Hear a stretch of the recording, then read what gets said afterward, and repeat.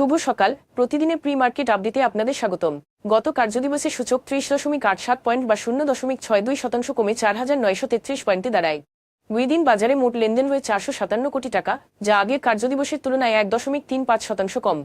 চলতি অর্থবছরের প্রথম 4 মাসে জুলাই অক্টোবর বাংলাদেশের বাণিজ্য ঘাটতি বেড়ে দাঁড়িয়েছে 7.5 বিলিয়ন মার্কিন ডলারে। রমজানকে সামনে রেখে আমদানি উল্লেখযোগ্য হারে বেড়ে যাওয়া এই ঘাটতি বেড়ে যাওয়ার প্রধান কারণ। 2025-26 অর্থবছরের প্রথম 5 মাসে জুলাই নভেম্বর বার্ষিক উন্নয়ন কর্মসূচি এডিপি বাস্তবায়নে ব্যয় নেমে এসেছে রেকর্ড সর্বনিম্ন পর্যায়ে। এই সময়ে বিভিন্ন মন্ত্রণালয় ও বিভাগ মোট ব্যয় করেছে মাত্র 28,043.62 কোটি টাকা।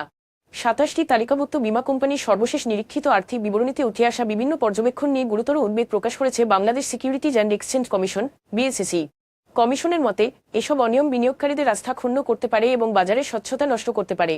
পুঁজিবাজারে তালিকাভুক্ত শিল্প প্রতিষ্ঠান ন্যাশনাল টিউবস লিমিটেড তাদের সর্বশেষ নিরীক্ষিত আর্থিক বিবরণীতে বড় ধরনের হিসাব সংক্রান্ত অনিয়ম, আন্তর্জাতিক হিসাব মান লঙ্ঘন এবং কর্পোরেট গভর্ন্যান্সের দুর্বলতা প্রকাশ পাওয়ায় তদন্তের মুখে পড়েছে।